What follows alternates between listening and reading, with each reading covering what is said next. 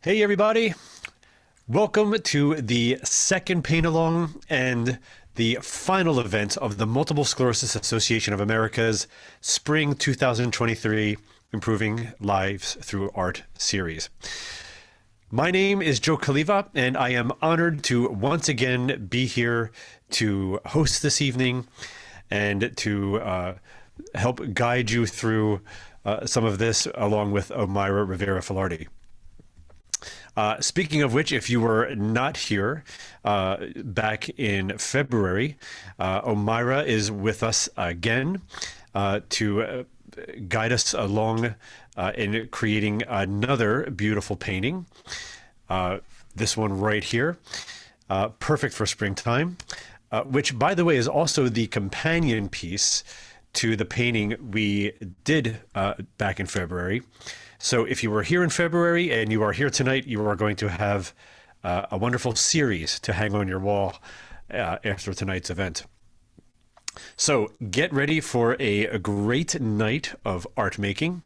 But before we begin, as always, I'd like to hand the mic over to the president and CEO of MSAA, Ms. Gina Murdoch, for a few special words to kick off tonight's event.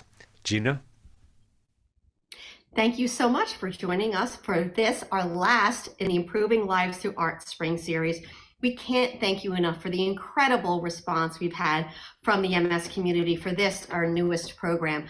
I'm also absolutely thrilled to introduce you to tonight's art showcase artist, Omayra Rivera-Filardi, who I know you will find amazingly talented and inspiring, both her artwork and her story. Again, MSAA could not continue to innovate and provide programs and services for the MS community without your continued support. So thank you for joining us again tonight. I'd like to thank our diamond sponsor, Publicis, and our gold sponsors, Sandoz and Pharma, for continuing to support this amazing program. I am ready for Omayra to inspire us and teach us. Take it away, Joe. Thank you so much, Gina. As always, before we get started, I'd just like to go over a few house rules to make sure the night runs smoothly and is a pleasant experience for everyone. First, we ask that you keep your microphone and camera turned off while painting. This is to reduce background noise and distractions. But as always, we'll give everyone the chance at different times throughout the event to unmute your cameras and microphones and share your work. If at any time during the broadcast you have a question for Omayra or for me, you can use the raise hand feature, which you can find by clicking on the participants button at the bottom of your screen, then clicking the raise hand button. Or if you're on a mobile device, tap the button that says More at the bottom of your screen and then tap Raise Hand. This will be your view throughout most of the evening. You do not have to worry about selecting gallery view or speaker view. I will take care of all of that for you by spotlighting the camera angle that we should all be watching at the same time. So if you hear Omayra speaking but only see her canvas or her painting, there's nothing wrong with your screen. And finally, as always, and for the last time this season, I'd like to echo Gina's gratitude to our diamond sponsor, Publicis Health, and our gold sponsors, Sandoz and Pharma, for not only making tonight's event possible, but the entire Improving Lives Through Art series as well. Thank you to Publicis Health, Sandoz and Pharma for your ongoing support of MSAA. All right. So let me introduce our instructor for the evening. If you weren't here back in February or you didn't catch my interview with her during last year's ILTA events, Omayra Rivera-Filardi is an artist and visual arts teacher who was born in Mayagüez, Puerto Rico, was raised in New York City, and now lives in Bridgeport, Connecticut. She was diagnosed in 2010 with multiple sclerosis, which was the second autoimmune illness that she was diagnosed as having, the first being myasthenia gravis, a rare long-term condition that affects the muscles. With both conditions causing issues in her vision and hand control, Omayra had to adapt and redirect her focus in order to continue her journey as an artist and a teacher, which we'll be talking to her a little bit more about later. She describes art as being her guiding light through the darkness that she sometimes experiences when she has a relapse. She currently teaches art to kindergarten through 8th graders. She is a featured artist in the 2021 MSAA Art Showcase, and she is a wonderful example of a life improved through art. And it is my pleasure to present to you once again Ms. Omayra Rivera-Filardi. Hello, Omayra. How are you this evening? Hi, Joe. Thank you, everybody. I'm doing well. I first want to start by saying I really appreciate everybody rescheduling the paint night. I know that it was scheduled for last month. Unfortunately, I had horrible pneumonia. And as everybody knows, when you have MS, every little thing exacerbates it. So I wasn't able to really talk a really long time and wanted to give everyone the best experience and wanted to be able to talk. So I'm not 100%, but I'm healing. So if I say I need a break for 1 second to have a sip of water or to grab a Ricola, understand, please. I'm really sorry. Yeah. Well, if there was any community that would understand everything that you just mentioned, this is it. So this was the if there's a perfect place to go through that and have pneumonia, this is the place. This is it. So, well, I know you said you're not 100%, but I'm sure we're all glad you're feeling well enough Somewhat better, to join yeah. us tonight. Yeah, somewhat better. So, all right. Well, I don't want to delay things any further. I'll hand the mic over to you, Omayra, and we'll get things started. Awesome. So if everybody can see, as you can see, my palette is set up. It's just a paper plate and we have all our colors. So you don't have to have them in any particular order. I just like to have them set up this way. So you would have your blue, red, black, brown, green, and white. It seems like a much bigger palette than the palette we had when we were working in early February, I believe. It feels like it's been so long. But it's just a nice, simple way to be able to work. What you're going to realize is we don't have a really big mixing place here in the center, just a little bit, because I love to mix the colors directly on the canvas. And for those of you that haven't worked with me before, you'll be able to see it's a much more fun way to work. Secondly, you're going to have the 3 brushes. I will let you know which brush to use at which time. For our fabulous grape hyacinth, we're actually going to be using Q-tips for that. And of course, paper towel or napkin, so you can blot your brush if you have too much water, and our water cup so that we can work. So if everyone, I would suggest to grab your large brush, and we're going to start with our sky. So in our background, as you can see, it's a nice blend. So we're going to actually dip our brush right into the blue and into the white. So you're just going to go back and forth instead of mixing. And the reason you're going to do that is because you want to do, I like to do like a cross hatch. So you have a very nice painterly feel. And you're just going to keep redipping back and forth, blue and white. And I will show you where we're going to stop and create our ground effect. So start loosening your hand and get your confidence. I enjoy this process when I suffer from my tremors sometimes in my hands. This is just a great way to cover your canvas and feel good because it has a really nice effect once it dries. And there's really no right or wrong. And as you can see, the colors really beautifully start blending, which is why I don't like to blend them on the palette, because I find that sometimes you could blend right on the palette and you get this really great color and it's on the palette, not on your canvas. So just keep going. Some people like to be a little bit more heavy-handed with the paint, which is great. It just means you're going to have a little bit of texture, but you're just going to keep going until you fill up the space. There's really no right or wrong. You just keep redipping.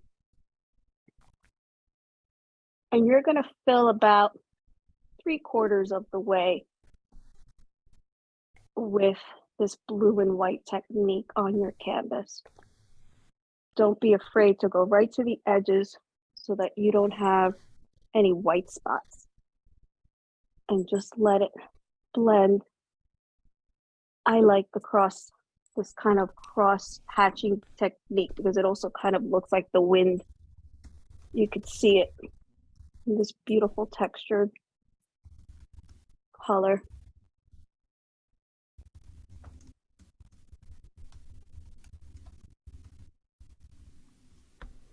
If you see that your sky is getting too dark and you want it lighter, then just make sure you add a little bit more white. And you can lighten it up right on the canvas.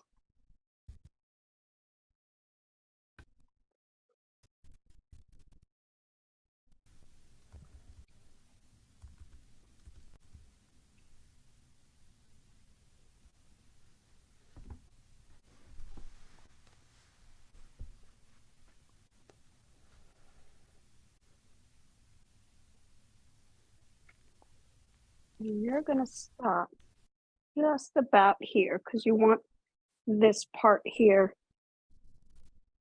to be filled with the brown when we get that started. So you want to stop just about here so you have a nice area filled. And once you're done with that, you're going to clean your brush. But I don't want to move too fast. I want to make sure that everybody has this. Make sure you get your little white edges. So when you hang these up, these look nice and finished. So you want to leave about this much. If you are done, then you could start cleaning your brush so we can get moving to the next step. And we're going to be using the same technique, except we're going to be doing it with brown and white. So you want to make sure you're cleaning your brush out nicely.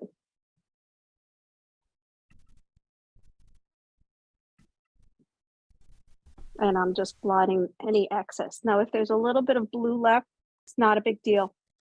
It would just look like reflection down here. And you're going to use the same technique now with white and brown so we can start laying out in the flower area as Joe is showing where the ground is right here. Same technique, white, brown, white, brown. And you're just going to start same thing. If you want it to be a little darker,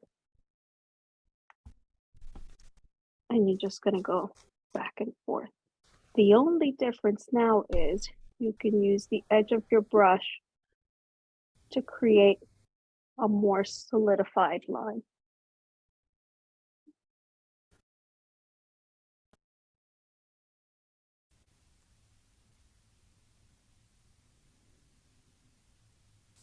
And then you could continue with your back and forth until you fill up the entire canvas all the way to the bottom.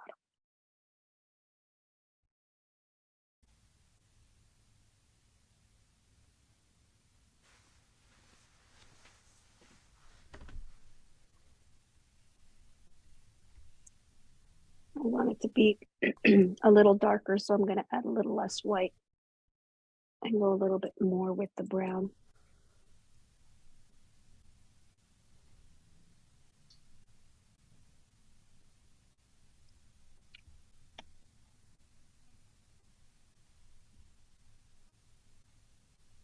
Again, making sure that you get all those little edges. And a lot of this brown is really going to get covered up with the grass when we start painting the grass, but you really want to create this so it creates texture. And once we start laying the grass, anytime that you see through any of the grass blades, you actually see the brown. So it helps create depth, which is really going to give you that feel that you're walking and you're seeing these beautiful details in your journey.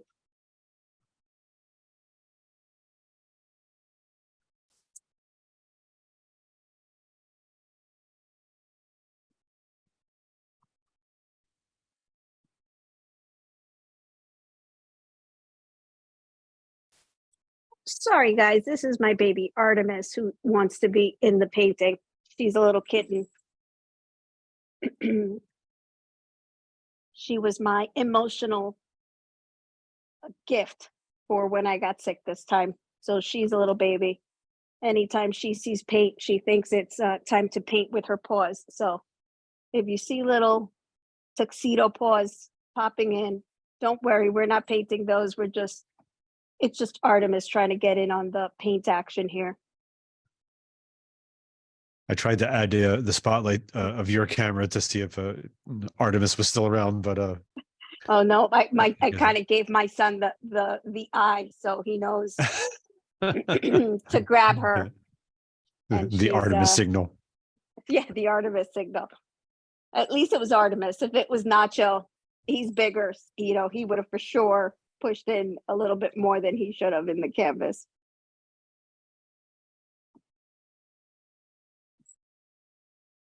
And then you're going to go all the way.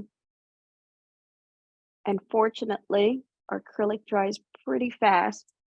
Now, if you see any areas that look that you want to add more depth, you can do that now once you have your whole section painted.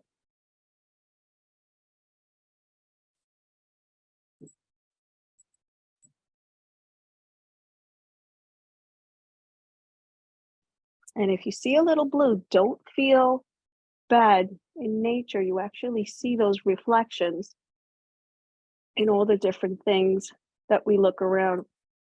We just don't realize it sometimes until you really pay close attention, but you do see reflections all over. So don't feel bad if you see blue somewhere. Plus, artistically speaking, it'll help you have nice color balance throughout your piece. So that's a nice touch too.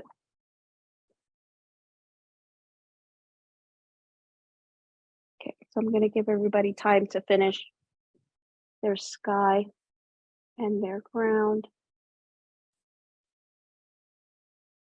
And once you finish, you could start cleaning your brush and putting it to the side, because the next brush we're actually going to be using is that middle brush to start creating the birch trees. But I'm going to give everybody a little bit of a moment or two to start finishing this up.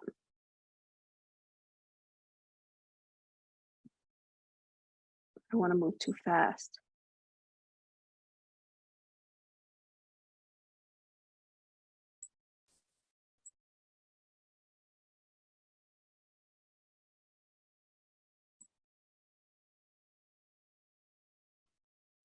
I love the texture that the cross hatching it creates on the when you do that on the canvas. I know we talked about that a little bit back in February. How I love the color mixing right on the canvas, but that cross hatching creates such a wonderful texture than if you were just then if we just did like that flat, which you can do, but it just really gives it a nice painterly feel. And I find that it just has a really cool effect. Just nice, and it almost looks like the wind is moving in there. In some cases, depending on how much white you add, it almost feels like you see clouds in there. Even in the ground area, it looks like there's, areas that go up and down, which is really nice. Yeah, that's great. So, Omayra, while we're waiting for people to finish up or catch up, and then I guess these layers have to dry a little bit. After that, I'll go ahead and maybe remind folks about a very special event that is coming up very soon in just a few weeks, actually. And of course, I am talking about the Improving Lives Benefit 2023. Just like back last year in 2022, there will once again be two events this year. The Live Together Again in-person event in Philadelphia, Pennsylvania, and which is happening at the Barnes Foundation, My Home Away from Home, and the virtual Together at Home event on May 18th. Tyler Campbell is returning once again to host both events again this year. And if you didn't hear already, this was big news the past few months. This year's mission honoree is none other than the fabulous Selma Blair. This year's corporate honoree is the remarkable company that makes cooling vests and other temperature therapeutics. I'm sure many people here tonight are familiar with their products. And of course, I'm talking about Polar Products. And of course, their president and CEO, Jacob Gressel, will make an appearance that night as well to accept the award. You can go to engage.mymsaa.org/benefit 2023, or much easier, you can click on the link that Madison shared in the chat for more information and to get your tickets. Very excited about that. It's going to be a great event, and I hope to see many of you who are joining us tonight there at the either live in person in Philadelphia or at the virtual event. So, Omayra, are you coming to any of the events or any of the Improving Lives Benefit events? Yes, I think I'm going to try to go to the one in Philadelphia. I believe that's on a Wednesday night, so I'll probably be there virtually instead of in person, just because I'll be teaching the next day. So I want to make sure. Night. Yeah, it's a school night for me. So yeah. Listen, if anything was great after COVID was we kind of all mastered the virtual experiences, which was nice. Well, speaking of virtual experiences, I thought the same thing with Artemis popping into the screen. Jen from MSAA wrote, "You never have to apologize for animals making appearances." I feel like that's the new normal after COVID. Like, it's almost strange if you don't have a cat walking across your screen during a business meeting or a presentation. Has he or she? I'm not sure. Artemis. She's our peanut. She when you're teaching students, does she make virtually? Does she make an appearance frequently? Well, fortunately, we're back to in school. But when we were virtual, she's our new baby. Come here, honey. She's our new baby. We just got her when I got sick recently. My husband gifted her to me. But when I was teaching at the time, my cat's name was Leonardo da Vinci, and he was a Maine Coon. So when he came into the picture, he was in the picture, and he would, he would was the picture. He was, and of course, all my students from K to 8 were like, "Oh my God, is that your kitty?" Yes, meet Leonardo da Vinci. And then they thought, it was hysterical that the art teacher's cat's name was Da Vinci, so that was the big, and then of course the lesson had to stop because everybody, had to run to get their pet to, show and tell what was happening. So, I love the broad spectrum of cat names. You have classical Renaissance art covered with Leonardo da Vinci, yes. Mythology with Artemis, Nacho. Yes, he just is orange. He's a very orange tabby. So his name is really Ignacio in Spanish, which means of the fire. And then Nacho is his nickname because he just looks like nacho cheese. So, and Artemis is more she has the very mythical name because she was the only girl kitten at the animal shelter. She was very spicy, and they said she growls like a dog, and we thought it was hysterical that a cat would growl. We picked her up. She kind of growled. My husband growled back, and then she kind of just gave him this look, and with her paw kind of hit him on the chin. And we were like, she's the one. That's the one that's coming home with us. She's spicy. That's what we want. So she came Yeah, home. great. She's our, yeah, you know, she's a kitten. So she'll be That's running the right. house in a little bit. Well, I don't know if it's possible if it how far your son took it took the kittens away, but we're getting lots of requests to meet them maybe at some point tonight. Yes, for And sure. Also, there's another comment from Amy Drumheller. I hope I'm pronouncing that correctly. She's a retired literature teacher, and her cats' names are Harry Potter, Ginny Weasley, Love it. Romeo, and Miss Darcy. Miss I Darcy. love it. Yes. So I love it. We're huge Harry Potter fans. So Nacho was almost Weasley. That was almost his name because he's, you know, he's an orange tabby. So, the but orange, yes, yes, he's orange. So he was almost Weasley. That's fantastic. Uh, Well, that's so great. Well, if, hopefully we'll get to see them on yeah, purpose at some yeah, point we'll tonight. pop. So. They'll do a cameo towards the end. Great. Well, I don't know if we're finished with the drying, but I'm ready to go if everybody is comfortable. all right, everybody. If you want to give virtual thumbs ups, you can hit the reactions button at the bottom of your screen and give a thumbs up if you're all ready to go. I don't want to move too fast if we're not ready. Yeah, let's see. So you're going to have to let me know, Joe. Yep, we're getting some thumbs up. And Evelyn, Kelsey, yeah, I think folks are good Awesome. to move on. So I'll hand it back to you, Omayra. Awesome.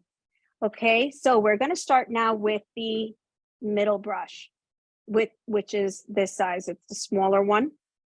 Let me go over here now. Yes, we're going to start with the smaller brush. We're going to use this to create our birch trees in the back. So the color that we're going to start with, believe it or not, is just white. And the wonderful thing about birch trees is they don't really have to be perfectly straight. So that's good, especially for someone like myself who sometimes has kind of, my hand shakes a little bit. I get those tremors. If that is your case, like myself, what I would suggest is use your pinky, and I'm going to show you how to do that. You're just going to rest your pinky on the canvas and use that to steady yourself instead of putting your hand flat like a pencil. You don't want to have that feeling. You want to have a little bit more control of your brush. So just steady your finger.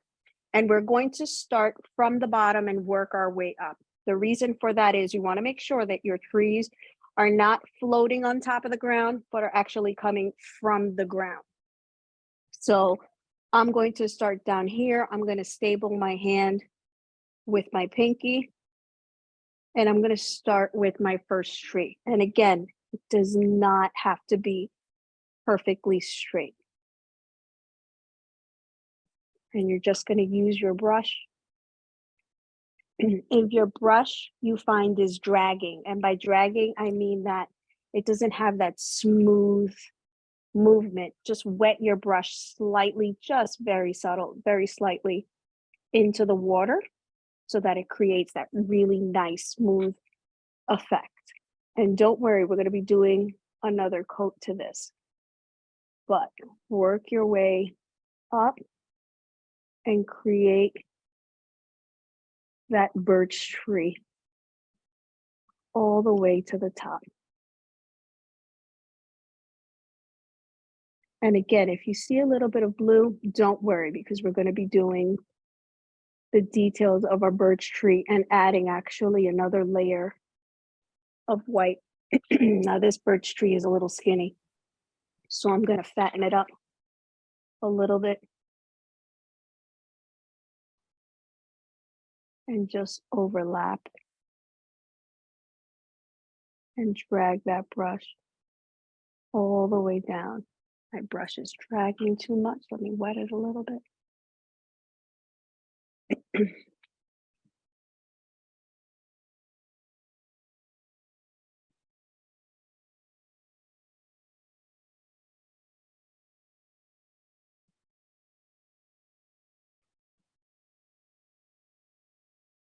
The wonderful part about birch trees or any tree when you're working on them is There's no right or wrong. Trees are knobby and they move and they go in every direction. Sometimes they're thick, sometimes they're thin. Sometimes they're a little gnarly. Nothing wrong with that. Clean up your edges.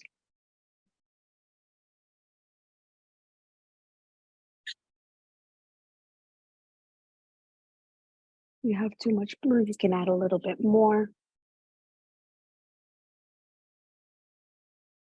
Now my second tree, I'm actually going to make it a little bit more curved so that it feels like the birch trees that we worked on back in February. This one, since I know where I'm stopping, I'm going to start at the top because it's always easier to drag down than it is to drag up.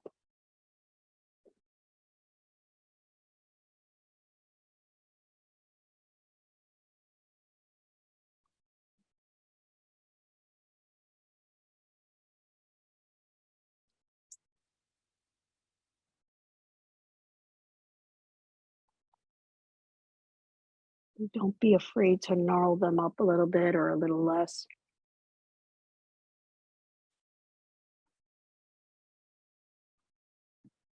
And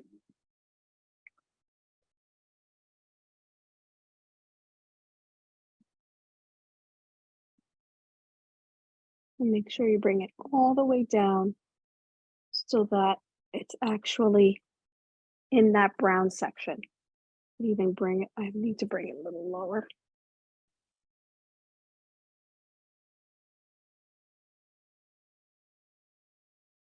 And once you get to the bottom, you could even make it a little wider.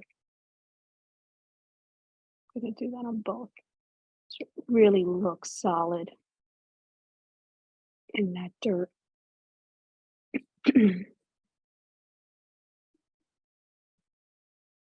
And again, if you see too much blue, don't feel bad. We're gonna go to create that birch effect. We're gonna go do another layer after we finish our third tree. So we're gonna have 3 happy little trees, as Bob Ross would say.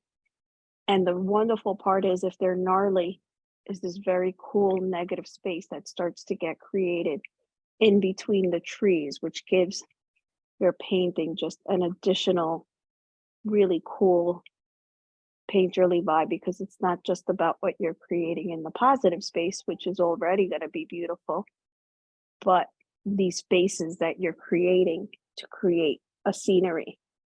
And because everybody's trees are going to look different, the space in between is also going to tell a different story, which I find to be one of the most interesting aspects of creating the same painting.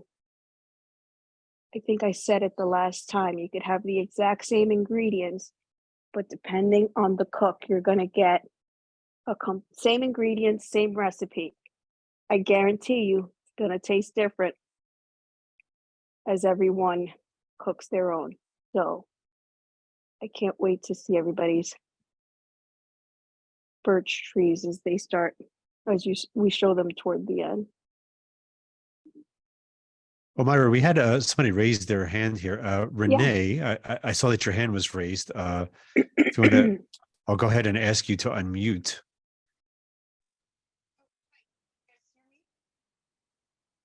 You're very low, but I do hear you in the background. Excellent. Thank you, guys. I'm sorry for the interruption. So I just want to mention that my kit didn't come, and I just put it in the chat. My kit didn't come with a green paint bottle, and I also don't have one of the small brushes. So I'm going to improvise. That's okay. What colors did you get? So I got brown, white, blue, red, and black. Okay. We can make it work. We'll make it work. Okay, awesome. All right, we'll thank make you. It work. Don't worry. We'll make it Thank work. you. We can, you know what? Not. Instead of your grass, we can make it look much lighter. Okay. So we could actually use some of the white and the brown, and we'll just make it slightly lighter. We'll add a little bit of red. So you almost will have a different effect, but you'll still have that very cool variation of colors. Oh, that's awesome. I may ask you again. I may forget if it's as Don't worry. Feel free. Feel free Thank to you so much, interrupt. guys. Of Oh, course. thank you. Thanks for having me. Have fun, everybody. Yay. So exciting. Sorry. Thank you. Thanks. Sure. Thanks so much, Renee. Of course. Yeah, and that actually sounds like it could be a kind of a happy accident. It sounds like Yeah, for sure. her colors look a lot more autumnal. Yes, Uh, definitely. And Renee, you could use the bigger brush, but when you're using it to create your tree branches, instead of Uh-huh. holding it this way, Okay. turn it this way, almost like you're standing it. So it's Okay. vertical. Your brush is actually vertical, so you're doing it this way, and it'll Okay. give you the same. It's roughly the same thickness as Oh, a smaller okay. brush. You're just using it vertically to create the trees. Oh, excellent. So All you'll right. still get the same Thank you. effect everyone else has. Okay. Thank you, Maestro or Maestra. Anyway. Thank you. Always happy solutions, no worries. Yeah, right? Okay, Thank you. yeah, for sure. So if everybody has their base for your trees, now we're going to start creating the effect of the birch. And the effect of the birch, unlike the birch trees that we did in February, which were much thicker and we used the big brush, you're going to still use the same brush, except this time, instead of going vertical, we're going to go horizontal to create the effect of the birch tree, that roundness of the birch tree. So now we're going to go back to our dipping method where you're going to two colors. So I'm going to have white. Don't go crazy with the brown yet because you don't want it to be too dark. So you're going to go white with a little bit of brown. And you could start with whatever tree you want. I'm just going to start with the first one. And you're not doing it everywhere. You're just going to start getting comfortable going back and forth. It's almost like you're swishing your hand. And if it gets too dark, add more white. And don't feel bad to go back and forth, which is also very easy. And it creates depth immediately. And if you go back and forth, you start to get these birch lines. And if you want to jump around, feel free to jump around too. I'm going to have to keep, sorry, I have to pinky it, but go back and forth, back and forth.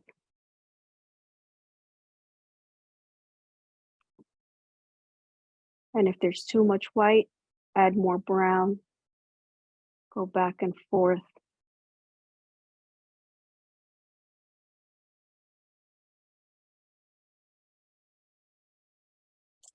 I feel like my tree's getting too dark. So I'm gonna go just drag some white. And all I'm doing is going right to that edge that we started with and dragging back and forth to create that subtle hint of roundness on our tree. And we're going to detail it a little bit more with the black and the smaller brush, but for now we're just going to keep going back and forth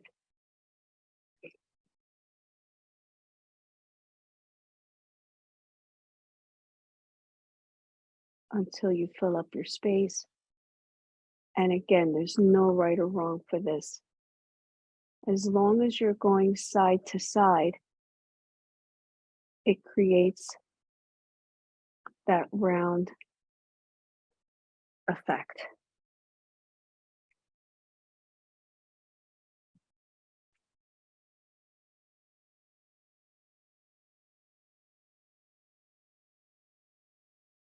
So, Myra, I just wanted to mention very Mhm. quickly, looking through the chat, it was a good thing that Renee raised her hand. It seems like there was a few people that didn't get the green. And, Okay. some other folks, Meryl Ravitz mentioned that they're actually using green from a previous session. Okay. So your explanation or your fix will help several people tonight, it seems. So Yeah, we'll make it work for sure. It could be, going towards autumn in our walk today. So it's okay. We'll make it work no matter what. It will work nicely. fantastic. So now what I'm doing is I'm going to dip it a little bit into the black. And the reason I'm going to go into the black is so we could start adding a little bit more detail in some areas, but you're not going to do it everywhere on the tree.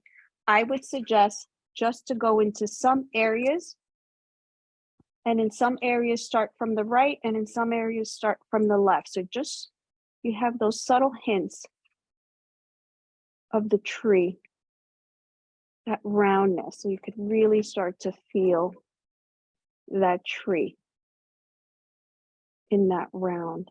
You could really start to get the depths of the tree.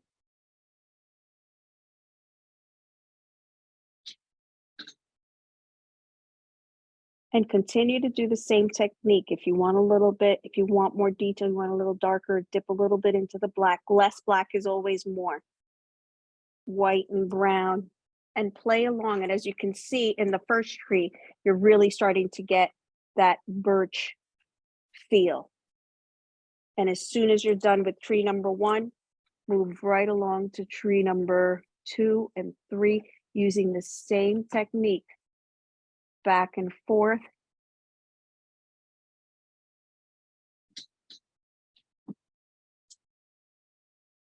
To really give that birch tree feel to it.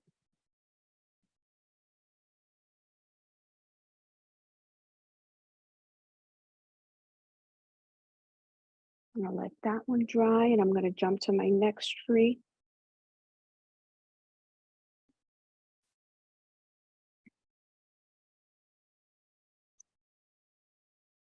To my black. And if you find that you do, when you do the black, if you see that there's too much, it's okay. Just spread it out, move around. And when it dries, the wonderful thing about acrylic is it dries pretty fast. As you keep working, you can always go back when it's a little bit more dry and add more white, and it will fix that.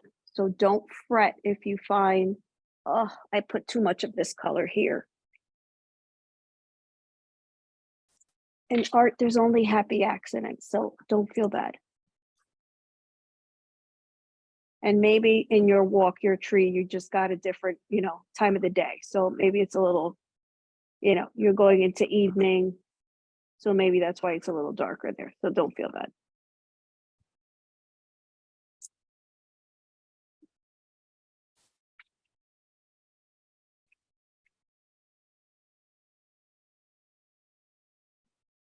And just keep going back and forth. Almost like you're flicking your hand to go all the way up. Some people might find it easy going back and forth. Some people might find it easier to flick. Depends.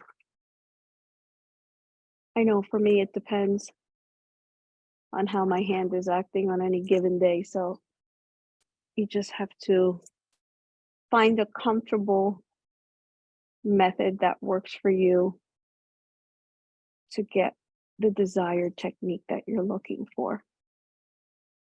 So if my hand is very shaky on any given day, I find that by forcing it to go one side to the other, it's easier. Depending on the way that it's shaking, I find it easier to just keep flicking, so I'm not stopping as much. But for me, it's like therapy.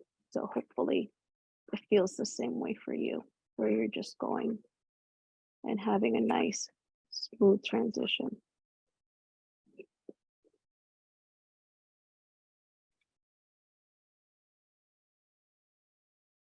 You just keep flicking away in your tree, moving back and forth. As long as you're working with those well, not 3 colors, but your one color, your tint, and your shade, you're doing well.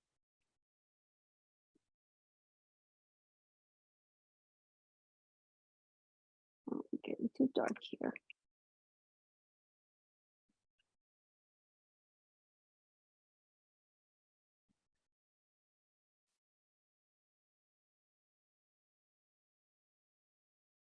And again, if an area looks weird to you, don't be afraid to let it dry a little bit before you go back, so that the color adheres a little better when you're trying to lighten or darken a specific area. Like right here, I feel like it got too dark, but I'm overdoing it. So back and forth. And as you can see, as you're laying these colors, that initial layer that we did where you might have seen a little bit of that blue coming through, it's all fading away. So that's why I said, don't worry about it. This is just almost like a guideline, those initial lines we did. You're really now creating the birch trees just by creating this technique and moving gently back and forth.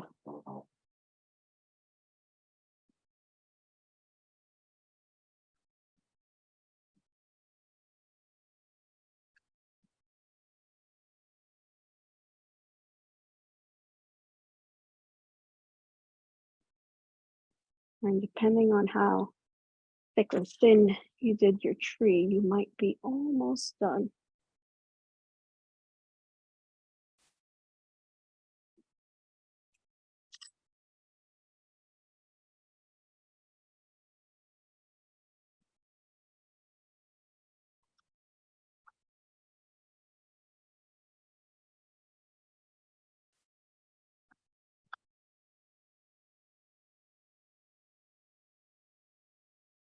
So don't feel rushed and let those edges go. The wonderful thing about doing this too is it starts creating the edge of the tree and it takes away that straight edge that the brush initially created when we started laying out the tree,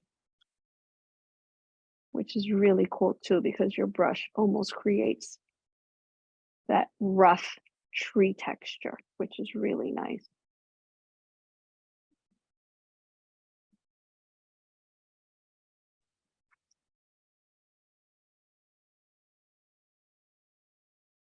So if you're done with your trees, now is your time to kind of go back and add any darker areas or lighter areas that you want to touch up.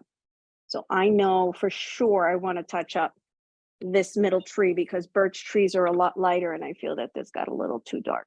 So I'm going to go back and just lighten it up a little bit with the white.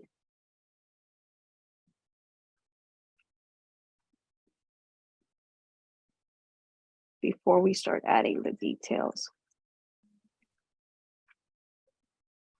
which are not going to be as elaborate as the details that we did in February, because these are much smaller trees.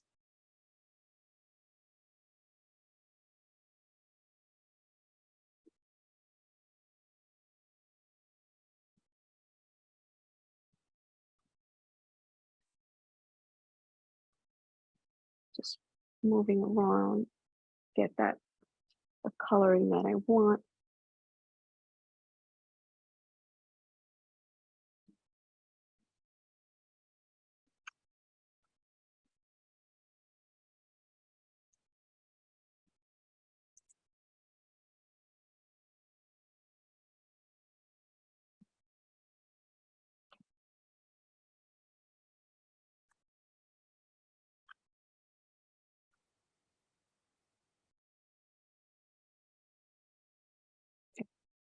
If you're done with your trees and you're happy with the coloring that it has, I would suggest to start rinsing out this brush, and the next brush we're going to use to detail the tree is going to be our tiny little brush. So if you're done, you can start rinsing. I'm going to start rinsing. And we're just going to do very subtle details with the black.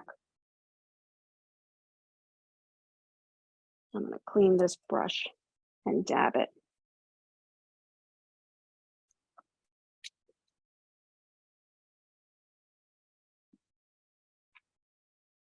And let's see.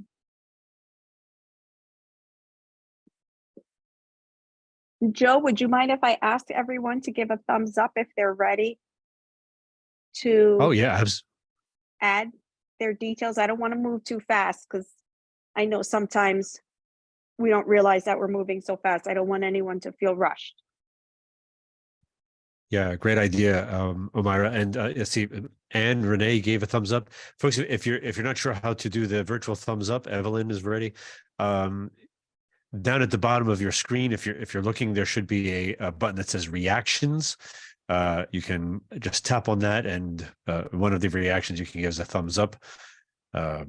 Kelsey and Tori, Andrea. Oh, there we go. I see. I gave the instructions. We're getting lots of thumbs up now. Awesome. Yeah, we got a whole bunch, Omayra. So I think everybody's good to go. Okay, good. And everybody's okay with this pace? I'm not going too fast? Yeah, we haven't heard Awesome. anybody's falling Awesome, behind. awesome, awesome. Okay, everyone, so now we're gonna grab the smaller brush, okay? Now this brush, we're gonna use a little differently than the other brush, which are the flat, square bristled brushes. The brush that's like this, two things. One, a lot of people think they're gonna hold it and press it like they would a regular brush that looks more like this. You don't wanna do that because once you do that, the bristles actually fold. And what that does is creates a wider line than you're looking for. So the first thing I would suggest is with a brush like this is we dip it into the water and we pinch it. I pinch it like this so that the water smooths out the bristles and it creates a much sharper point. Two, we never dip it fully like we would one of these brushes. What you actually do is I try to roll it into the color that I'm going to use. In this case, we're going to be using black. And I actually try to, I'll see if I can zoom in on this. When I do this, I actually try to drag the paint away from the big blob. And that way I can really get the paint on my bristles less on the side here. So you could drag it and then just roll your brush like that. So you don't have a glob of paint on your brush. And what we're going to do with this now is we're just going to detail a little bit the edges of the tree. You don't want to create a solid black line. You don't want it to look like a crayon book. You just want to add subtle hints so that it looks like you understand that what you are creating is this birch tree. And as you know, some birch trees are a little darker in some areas than others. So the first thing we're going to do is pick a spot that you want to highlight. And you're barely going to press down on the brush. And you're going to create tiny highlight lines like this. Very tiny.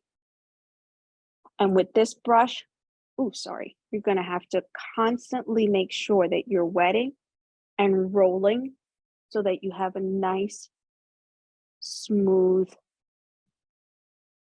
line as you're creating. It's so subtle, it might be very hard for some of you to see, but it's right here. You could see it. I'm going to keep redipping. And again, no straight lines. You don't want that coloring book feel. And you're going to jump around your trees just to highlight some areas.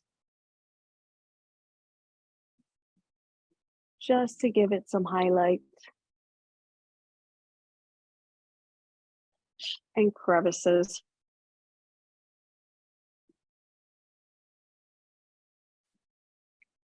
And move around your trees. You may want to move toward the base.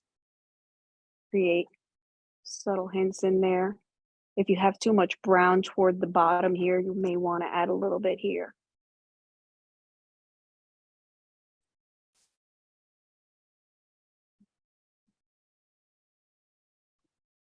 And if something gets a little too thick, it's okay, let it dry. Not a big deal. Try to drag it out and make it thinner. Like this line got very thick for me, so I'm just going to drag it out a little bit, smooth it out, and jump around.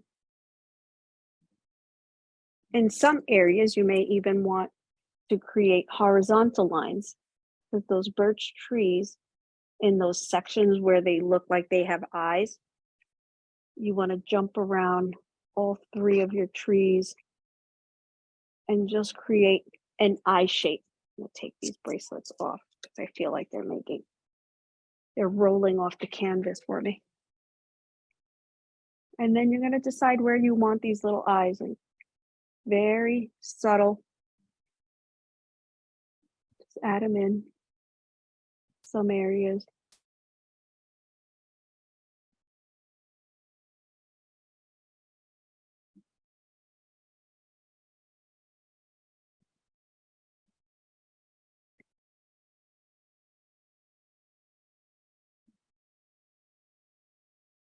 Add them in.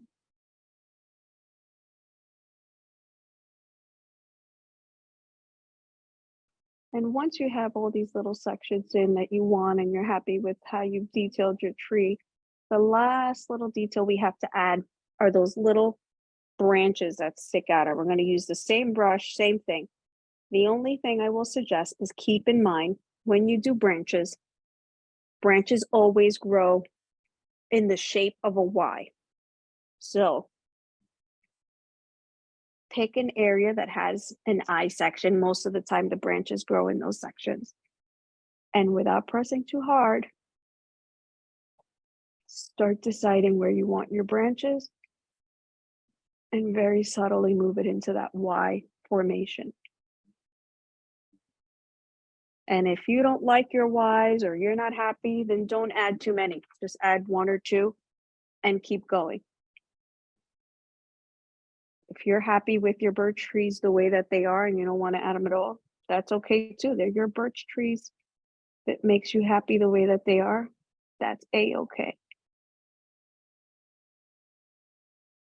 But very subtly, very subtle, just add them in, barely pressing down on the brush so that you have a nice, smooth line.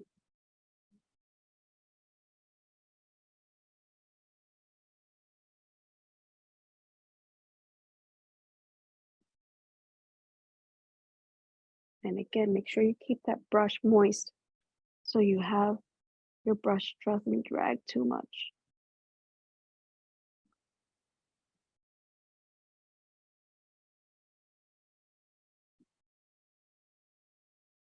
And I'm just going to add some of these horizontal lines in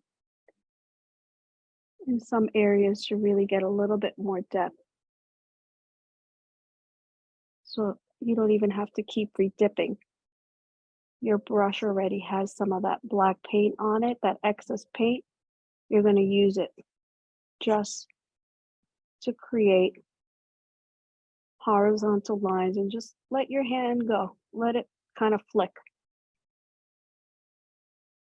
so that it creates a little bit more depth in your tree and creates that rounded effect.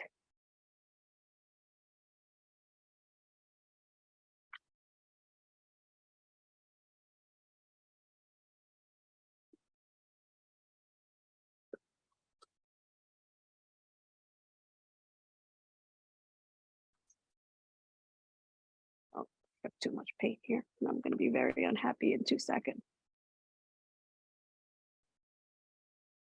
See, you guys, I am looking at this canvas as it's laying flat. And if you see me looking at the screen, it's actually because I'm looking at my canvas on the screen to see what it looks like if it was standing on my easel. So I'm trying to look at it flat so that I can see the areas that I feel need a little bit more highlight. And I'm very happy with my birch trees, so I'm going to leave them alone. I don't want to overwork them. So I'm going to clean my brush. And when you clean this brush, make sure you roll it on the napkin. You want to press down on it like that so that the bristles don't get crazy. You never want to leave a brush like this in a cup. And I'm going to put it here. So I'm going to give everybody a minute. And we're going to go to this big brush.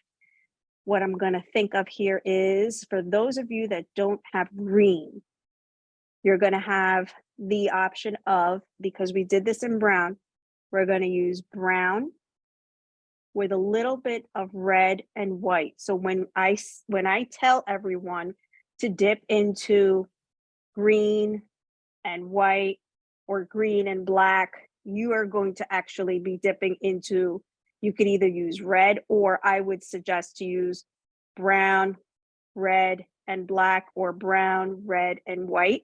So you create this very autumn, fall feel down here.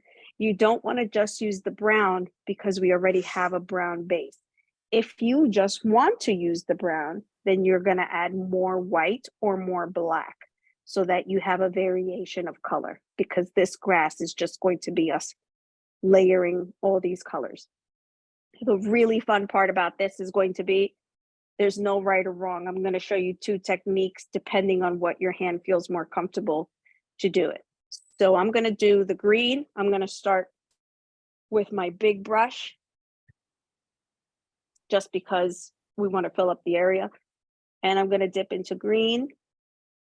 I'm going to dip into white. So I'm going to start with this. I'm even going to dip into a little bit of black. And wherever you want to start, left or right. And you're just going to see how the colors blend. I'm going to start at the bottom and then drag up, drag up, drag up. Some people like to start at the top and drag down. I'm going to leave that to what feels comfortable for you. And we're going to create the first layer. Don't be afraid for this layer to go high, because as we keep going, the second layer could be lower. So keep dipping green, white, if you want to make it lighter. And I'm going to take it all the way up. Very quickly, Renee has her hand raised one more Sure. time. Go ahead, Renee, if you have a question.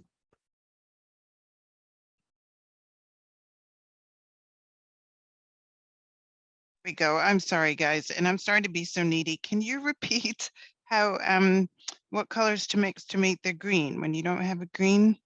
Well, we can't make green because we Okay. don't have yellow. We could have made Yep. green if we had yellow with the blue.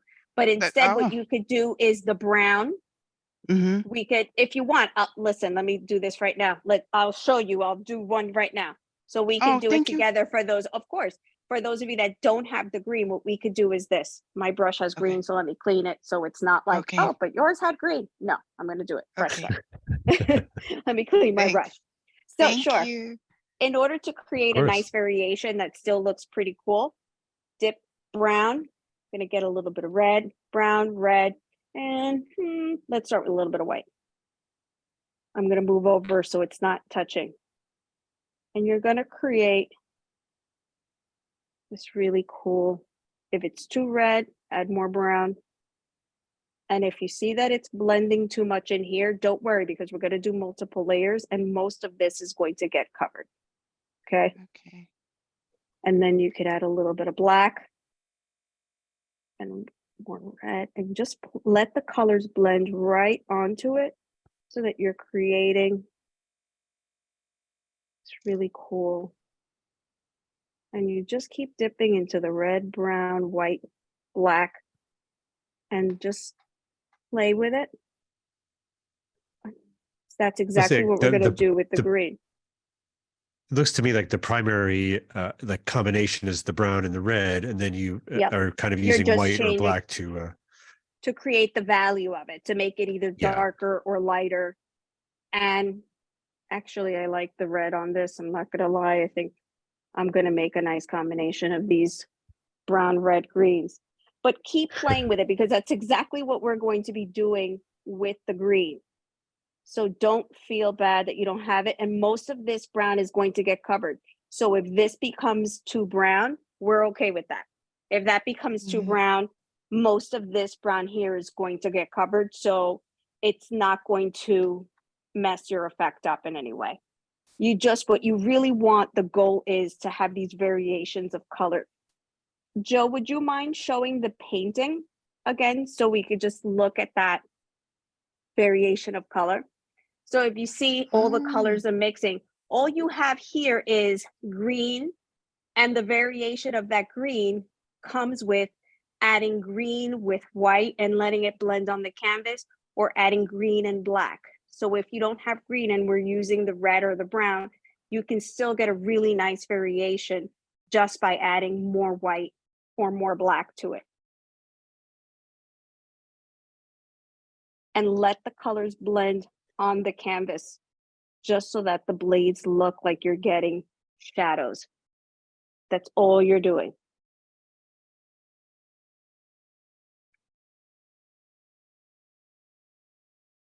I have to say, Omayra, I really do like the sort of the darker colors, the darker nature of the grass, like looking at it side by side here. And I don't know if everybody can see I know on mobile devices, the spotlights sometimes overlap, but the sky in the painting you're making tonight looks a little bit darker, and the grass is a little more brown. So it does almost look like.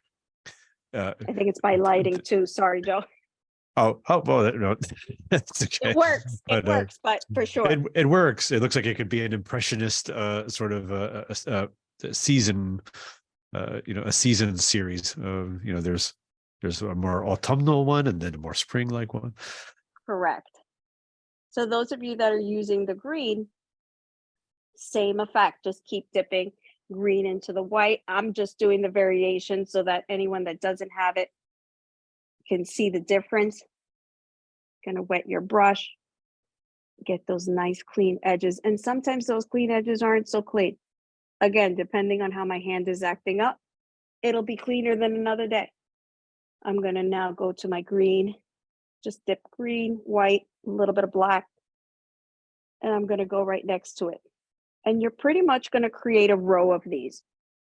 And I would suggest to go above this gray, to go above the dirt line here, because once we start adding our grape hyacinths, it actually will look nicer if they're popping up and you see them really against the blue. The purple against the blue is going to have a very nice effect. So for those of you that are more comfortable, you could start at the top and drag down. For some people, it's easier to start at the bottom and then drag up. But you're going to keep dipping into those green, white, a little bit of black. If you have the brown and red, green, you're going to do the red, brown, black, and white. Or if you like it with one or the other, choose the one that you prefer.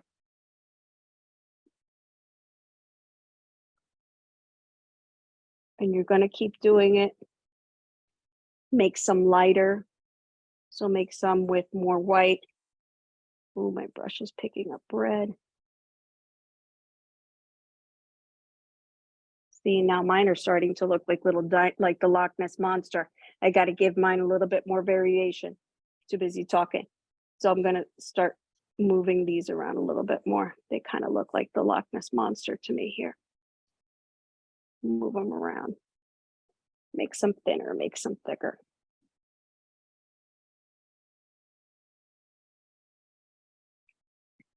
And as you go toward the bottom, make sure that you really keep those blades closer, those blades of grass closer, so that you don't really see this bottom part here. And as we start layering to the next layer and get a little higher, you really start getting that depth.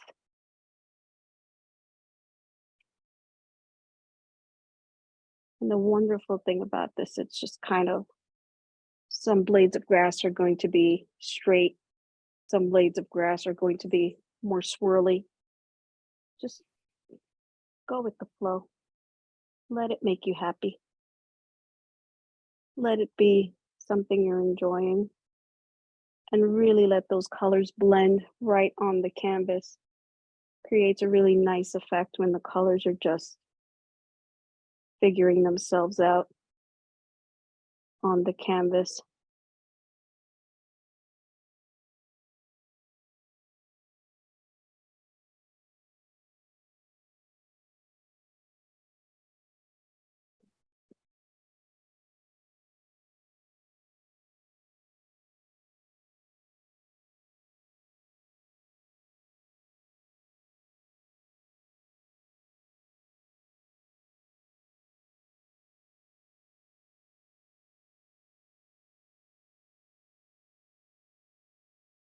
And as you start overlapping, you're going to see where you want to add maybe lighter, darker.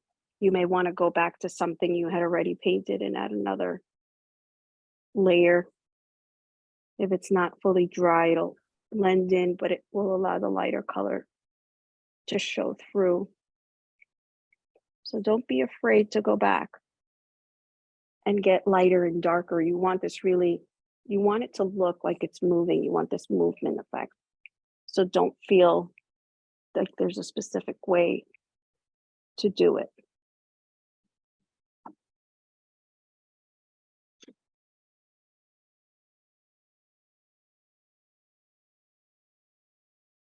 Because I started red over here, I'm gonna add some red and brown so I could balance my painting out.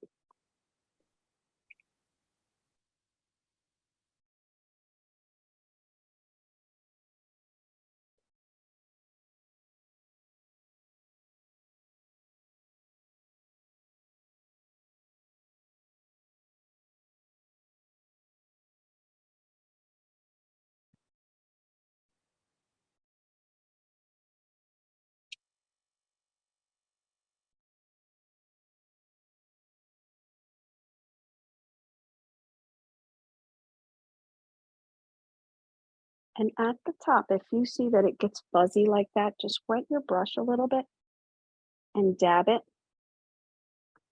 And then go back to create a smoother edge.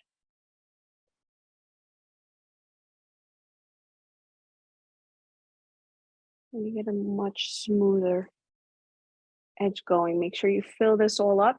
And as you fill it up, you could start back at the beginning and add another layer of leaves down here of these blades of grass.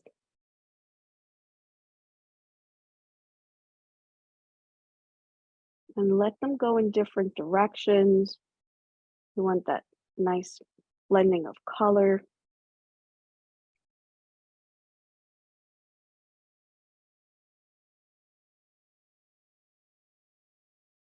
Myra, very quickly, while people are doing that, I just wanted to Sure. bring up on the screen these darker colors in the grass, reminded me of a painting that So, Rousseau we have at the Barnes yeah. Foundation, and it just made me think of these very dark values that he used in like you see in this background here in these trees. I wonder if I can zoom in a little bit here for you. Yeah, there we Yes. go. So, I mean, that is such a dark value of the green that, and in some case, they're just outright black. So, I know, I love you know, Rousseau.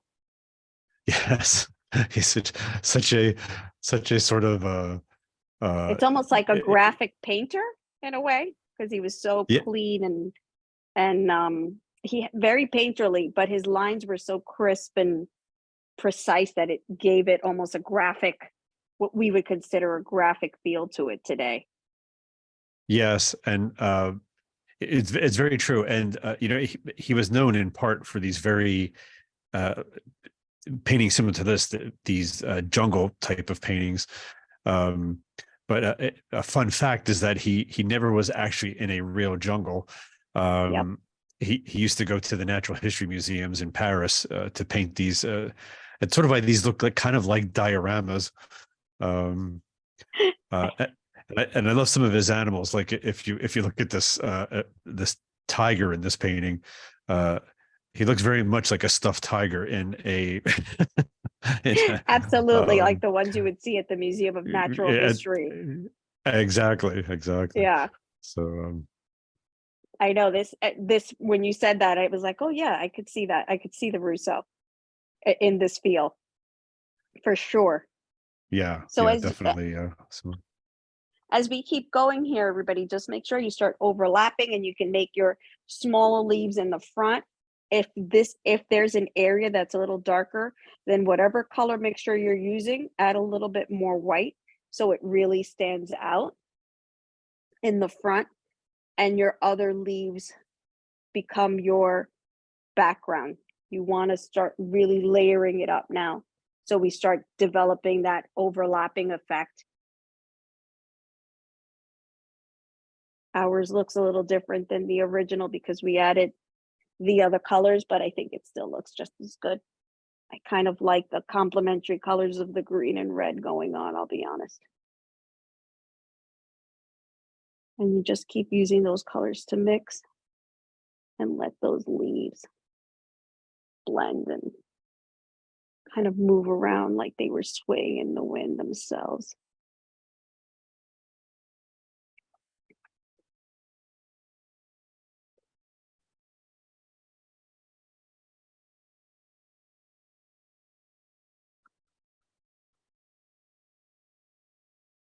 For sure, this looks like a Rousseau. I just looked at the screen, Joe, and I was like, oh yeah, I could see the darkness here going on.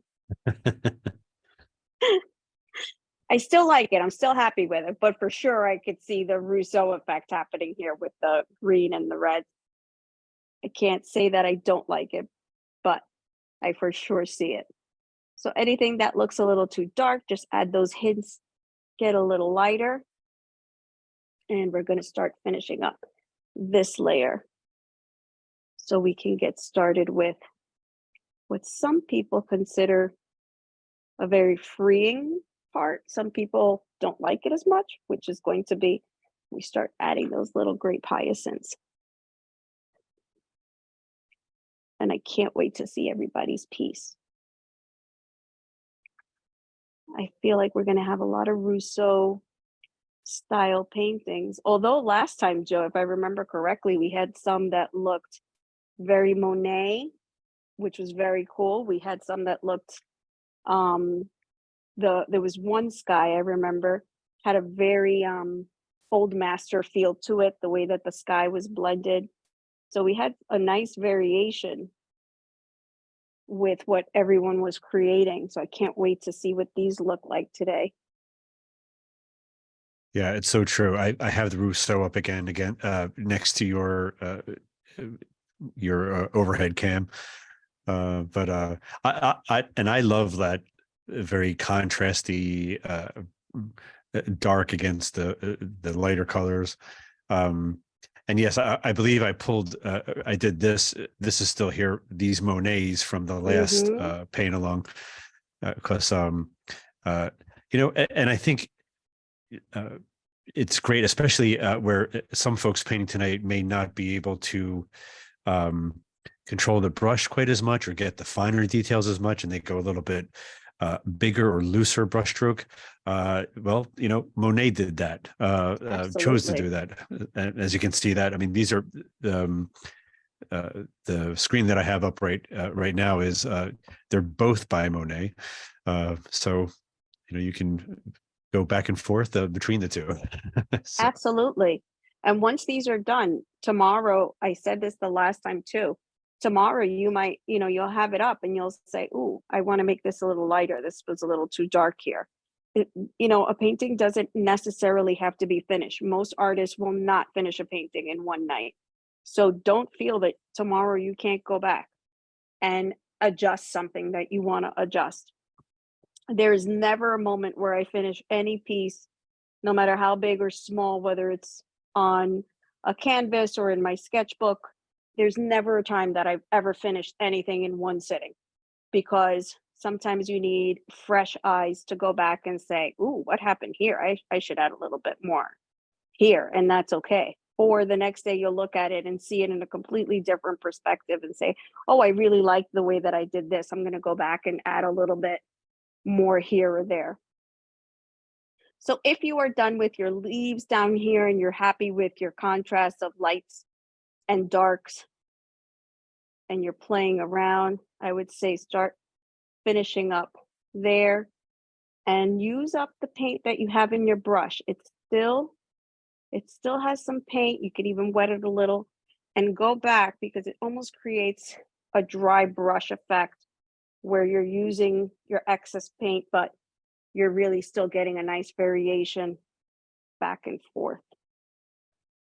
So finish that up. We're going to clean up this brush. We're not going to use it again. We're just going to go back to our tiny little brush so we could create the stems for our grape hyacinth. So if you are done, let's start cleaning up the brush, rinsing it out nicely, dabbing them on your napkin so you don't have any excess paint in there. And then we're going to go back to our happy little baby brush.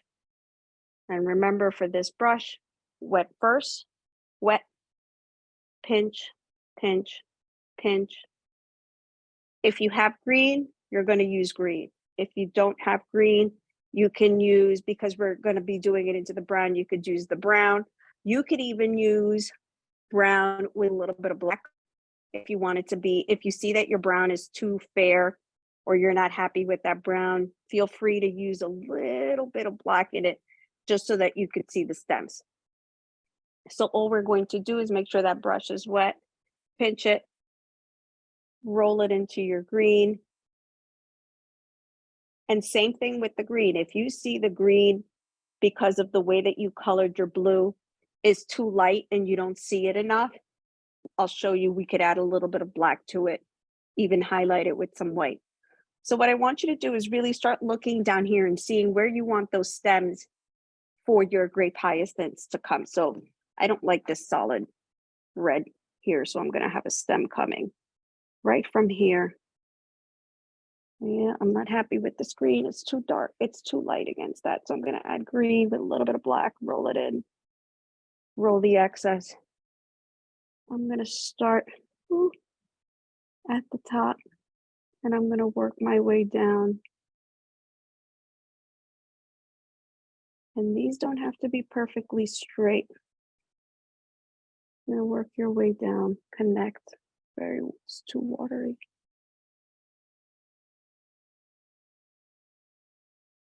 You're going to add it all the way. And you want to make sure that it goes into a section that's almost a V. So it looks like it's coming from in there. If you don't have anything like that, make sure it's just easier. It creates a really in-depth effect because you wouldn't see it coming out straight from the bottom. You really would be seeing them coming from in between these blades. So pick any area that you want and start adding as many little stems as you want to have grape hyacinths for. This green is very light. I don't know what's going on right now. Here we go. Adding it to the black, almost looks solid black here. And you're gonna just, there we go. Keep dipping it so you have a nice smooth.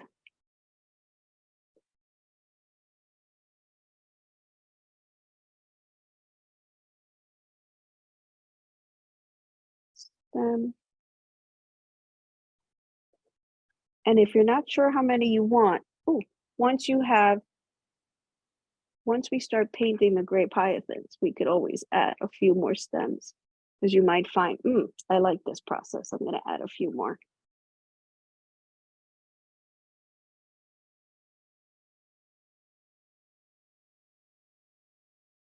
We had a great comment from Jen in the chat that, and I'll actually go ahead and throw this up here. She said adding the brown and the red in the grass reminds her of Carrick's Red Rooster. Yes. Which is this is the quickest photo I could find of it. But she said it's like a grass-like perennial. But I love that. Yeah, it definitely has that same sort of color. That feel, yeah, for sure. Yeah. See, there were just happy accidents here. There was no right or wrong. We just needed a variation in what we were doing. So I'm just going to add probably one more in here. And then once we start the process with the Q-tip, if I find that there's another spot that I want to put a grape hyacinth, I'll just paint it and I'll figure out where the step is going to be. So if you have, I have 4 here. For the sake, we could, like I said, we could add more. There's nothing wrong with that. But just for the sake of, let me add one more here because I already feel like there's one more that should be like right here. Okay, so I have 5. Once you have your stems in place, we're going to clean that brush. And then we're going to get to a part that makes me happy, which is mixing a few colors. We're going to be making purple. So if you are ready, what I want you to do is on your plate, I want you to mix blue and red. Now here's the trick to blue and red. When you do that, I always start with the lighter color. It's always easier to do that. And then you start with the darker color by you take the darker color and you put it into your mixture in small amounts. So just take a little bit, less is more, until you get the purple that you want. And you start mixing it in. And you don't want it to be fully mixed because we're going to be doing that same technique where we're dipping black and white, but you just want enough so that your Q-tip, when we start using our Q-tip, you have a variation. So I'm happy with this purple. It's what I would call a purpley purple. So I'm happy with this purple. And I'm not going to clean my brush in case I want to make a little bit more purple. I'm just going to set it aside for a minute. I'll put it here. I would suggest to use, some people like to use 2 Q-tips, 3 Q-tips. I like to use 1 only because I have more control. The reason I have so many here is once you start dabbing the colors, if you don't like how the tip of your Q-tip gets, or it gets too mushy, or depending on how much paint you get on it, it just is globbing it too much, then you could just put it to the side and grab another one easier. Sometimes when you flip it to the other side, because you say this one has paint and you do this, you don't realize you get that paint on your hand, and as you're painting, you accidentally put it somewhere else on your paper, on your canvas. So you want to be really careful to just use one side, put it to the side, and grab a fresh one if you need it, okay? So I'm going to get started. I'm going to start with the Q-tip, and we're going to do the same process again. I'm going to dip it, except instead of dipping it like this, because it's a mixture, I'm going to kind of go swirly, swirly. And I'm going to dip it into my white, and it's going to create this lavender effect. And then here comes the fun part, especially if you have tremors. This is great. Steady yourself with your finger, but you're going to start and you're going to create almost a triangular shape. Start at the top. This needs more purple. Start at the top, and you really just start dabbing. And as you do it, don't be afraid to get a little bit more blue into your purple, even get a hint of black, a little bit of white, and you just start dabbing it in.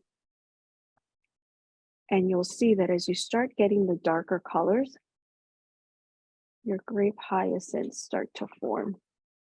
And you really want a triangular shape because they grow in that really cool triangular shape. And if it gets too dark, don't worry, let's get some more purpley purple. And we're going to overlap right on top of it.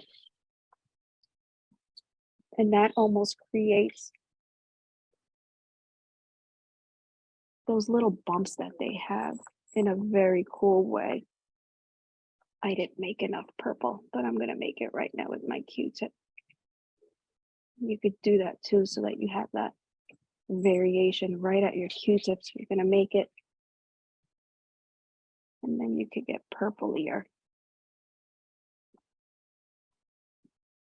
And as you're going, if you see, same thing that we did with the trees and our grass, if it gets too dark, let it dry. We could always go back and make it lighter. If you want your purple lighter, just add a little bit more white, and it really creates a really nice lavender effect. And you can really go back in there. And you could just start dabbing them in. And your grape hyacinths start getting created. Those little bumps start getting created just from the Q-tip, which is really cool. Or at least, you know, to an art nerd like me, it's really cool. And you could start really going in, and you start seeing that really cool texture.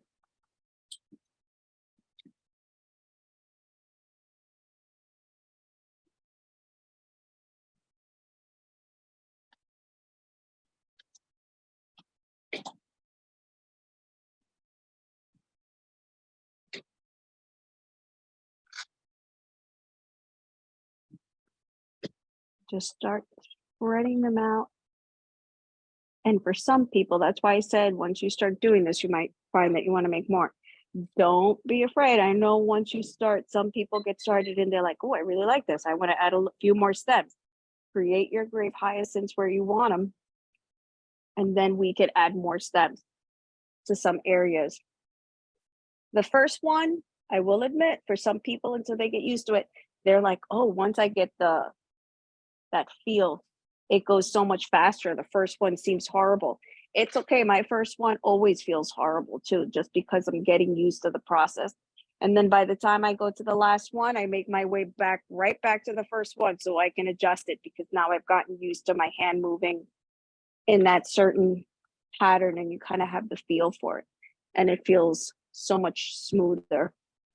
So don't feel like, oh, I don't like this. Take your time and really just have fun with these.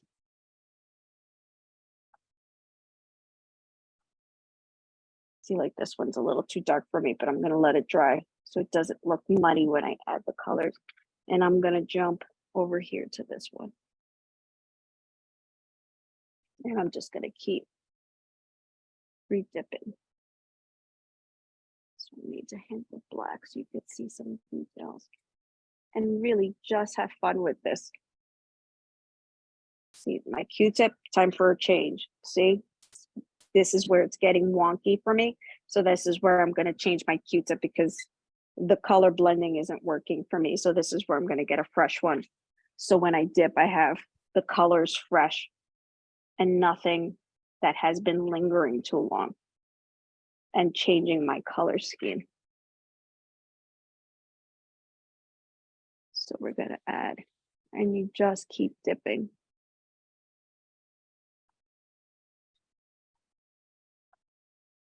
And if you find that you really like this technique and you want to add a few more, all you have to do is add the grape hyacinth to where you want it, and then use that small detail brush to create a little stem for it. I want to make some more purple. So I'm going to make my purple, I'm going to add more white to the purple so it gets much lighter, more like a lavender color. So when I put it in, it really stands out against the colors that are there. So if you want a lighter purple, just make sure you mix the red and blue first and then add the white to it. So you get a lighter color, a lighter variation.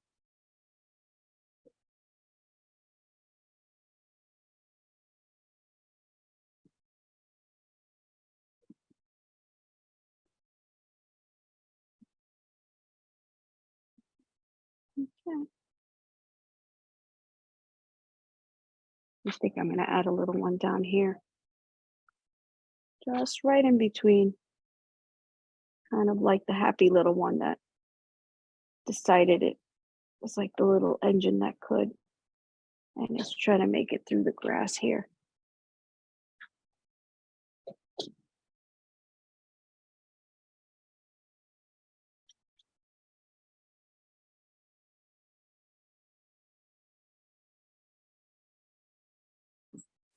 And once you get your little grape hyacinths done, the only step we really have left is signing our painting so that we have these really cool, beautiful piece that if you were with me in February becomes a part of a series for you.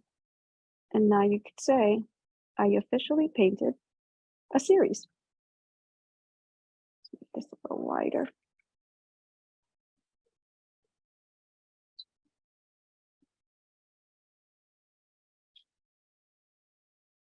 We got too dark here. Oh, switch. There we go. Remember, keep the top pointy and get wider as you go down.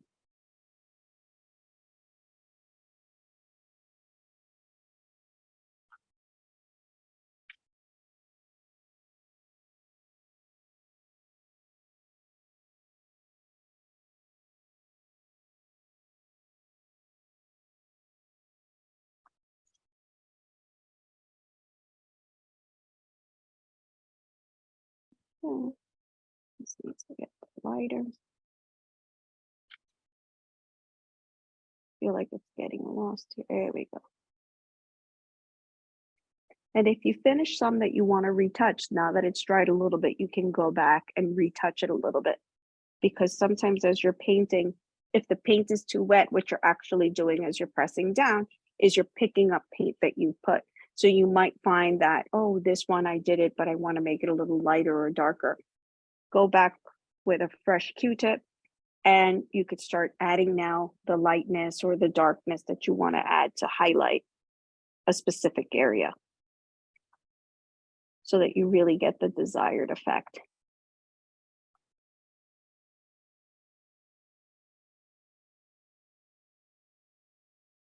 And like you were saying earlier, Omayra, this is, you know, I guess even if you do sign your name tonight, it by no means has to be finished. Finished, You can come correct. back, leave it on your easel, and For sure. Come back to it, you know, decide, oh, I really want to do this, lighten this area, darken this area, add a little bit more here. That's a really great part. You know, like I said, no artist ever finishes a piece in one night. Sometimes you just need fresh eyes to go back and look at a piece and make the necessary adjustments to a piece that you want to do. But the last thing would be for us to add our initials. And in order to do that, you're going to use that skinny little brush. I always suggest to put it, hide it somewhere in your piece and to do it in, I always find it easier to do it in uppercase letters. And my initials are ORF, so I'm going to sneak them right down here in between the blades. I know, right? At least it's not ORC. I'll take ORF. At least it's not ORC. So I'll take it. I'll take it. yeah, all this time I've been saying your name, I never thought of I know. what the initials would be. So add your initials in a little spot that you're happy with. And I think even though some people didn't have the green paint, I still think that by mixing the reds and the browns, it worked out rather nicely. So I can't wait to see the reveal and see how everyone did. Yeah, we're going to be doing some sharing. Yes. Definitely here in a little bit. Myra, I have to say, I sort of wish now that your second name or middle name was something that began with an O, because then it would be oof. Oof, I know. Just oof. I know. I know. Uh, My middle initial is M, so I don't know. It just doesn't work. It's ORMF. Yeah, it's like weird. So. Oh, I love it. So, you know, we some people might be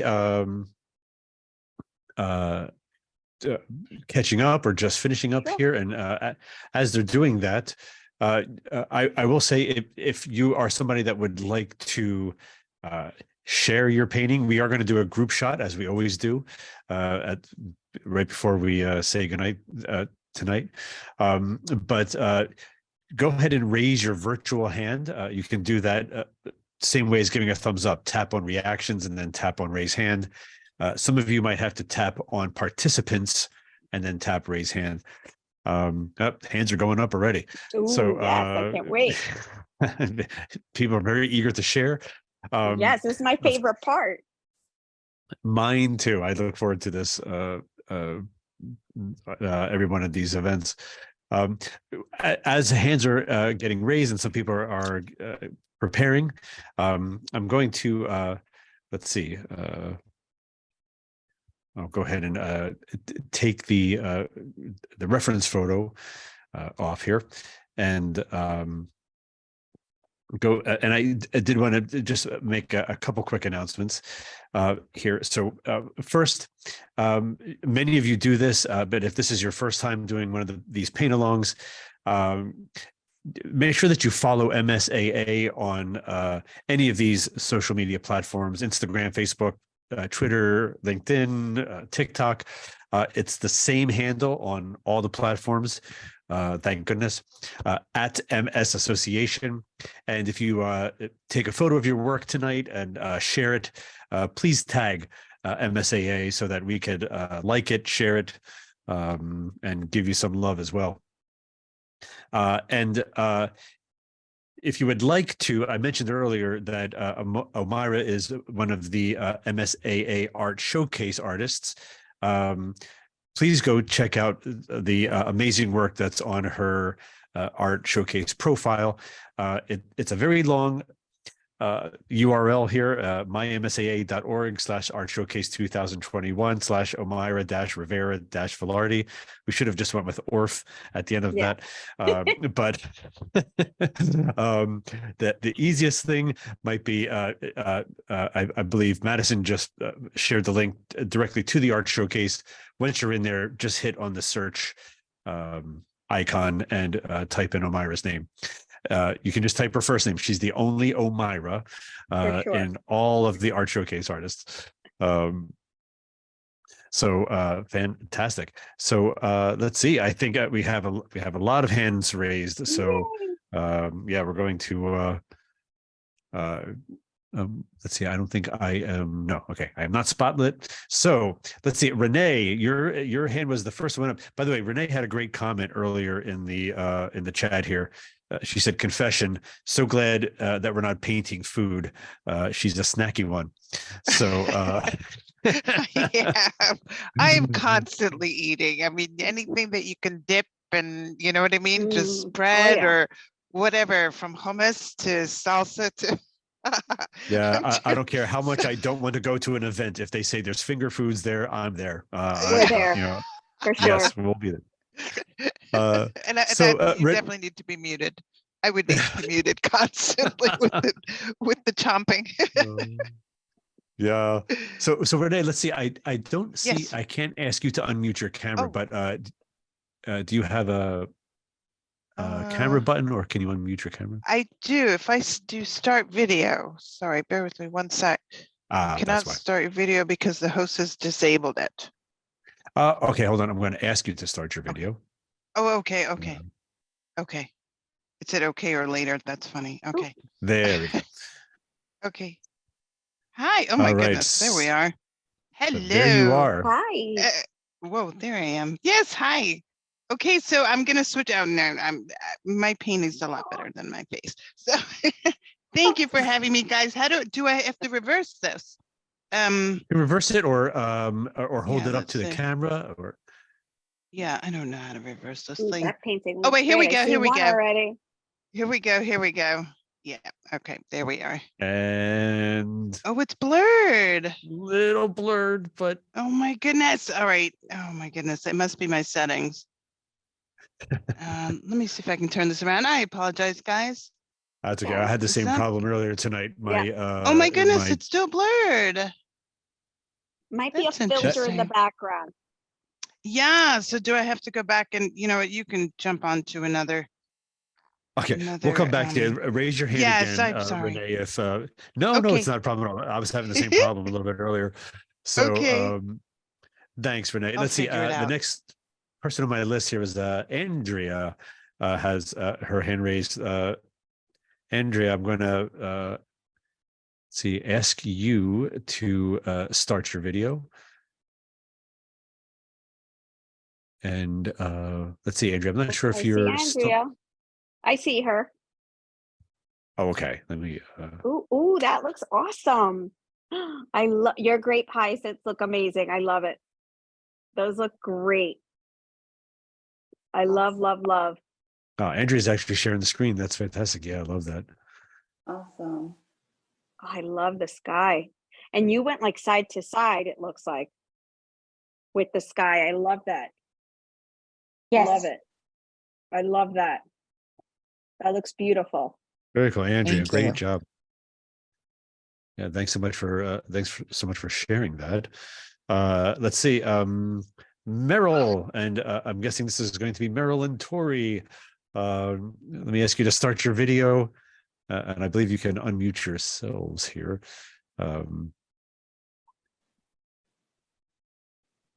Oh, and let me hold on. Let me spotlight you for. Yeah, I was gonna say, Joe. I think you still have Renee spotlight. Oh, Renee spotlight right there. Yeah, there we go. There's Meryl. Let me see. Can you hear us? Step on my. Oh, I love that. And that's I like it. Oh, that's Meryl. That you can only see the hands coming up there. Hi. Oh, I see another one popping in. I see another one popping into the screen. I Yeah. love it. Oh, I Yeah. love the overlapping in the grass. That looks awesome. And your birch trees look great. These look great. Thank you. It was really fun. So You didn't mess up. There's no such thing as messing up. There's happy little accidents that are all for a reason. Yeah, no, I Exactly. mean, that's what we've been saying, like, and it was fun and, Yeah. you know, you go at a good pace for us. And Tori wanted you to see our cat. Oh, let me We see wanted who's to the get- cat. Let's see. He's a little camera shy, it seems, tonight. Okay. Oh, Yeah. what is her name or his name, Tori? rainbow. Rainbow. Hi, Rainbow. Rainbow. How Don't worry. cute. I'll show Artemis in a little bit. I know she was trying to get in on the action. Yes. Those look great. Thank By the way, a you. little bit earlier, Meryl commented that you and Tori went. You were in London recently, and you did a Harry Potter stage tour, or We went, the Universal Studios tour is there where they film everything. So we Oh, did wow. all of that. And then there was something at platform 9 3/4. So we did that. We went oh, on a nice. Muggles tour for all the Harry Potter people. So we definitely got some Harry Potter stuff going. Wow, Awesome. nice. Well, I wanted to show you. I have sitting right here on my desk. And you're in New York City, so I know you probably went here already. But I just recently took myself on a trip to Wizarding World, right near the Flatiron Building. Yep. And this is my butterbeer cup. I don't know if you Oh, all can nice. see Nice. it, Yep. Well, but yes, I gonna still. get ours. I can't. Joe, next time you're here, you have to call us. I don't know where it is. Uh, Oh, that's here's one. Are you looking for your butterbeer? Because I'm all out of butterbeer. I need to go back up just to get some more butterbeer. Did you It's like very it? You addicting. know what? We went to the one in Universal and The I don't one know in where it's- Universal is good, but It's I better. personally think that the one in the Harry Potter like experience store is not very good because it's like not warm. It was either Yes. being very cold, like Universal has frozen and they have hot, and those were better. Oh, well, okay. Okay. Oh, yes. Here we go. Cheers. Toast. Oh, nice. Well, thank you guys. And, it's so great to see you. And thanks for sharing. And let's see, Lisa Henderson, you're the next one with your hand raised here. I'm going to ask you to unmute, ask you to start the video. Oh, Meryl's back up. Lisa, there she is. And let me spotlight you. Here we go. Let's see. So I got the time wrong. I forgot to convert from Eastern time to Texas time. So I only did the second half, but this is what it But turned that out. looks awesome. That looks amazing. I love that. I absolutely love that. You know what? I don't think it took anything away that you don't have the blue sky. I think it looks amazing, even with the white contrast. Well, I thank really you. love it. I love. Had a good teacher. Oh, thank you. Looks very much like a Japanese art print. Yes. Fantastic. Let me see. Tracy, or Tracy's iPad. You're next in line here.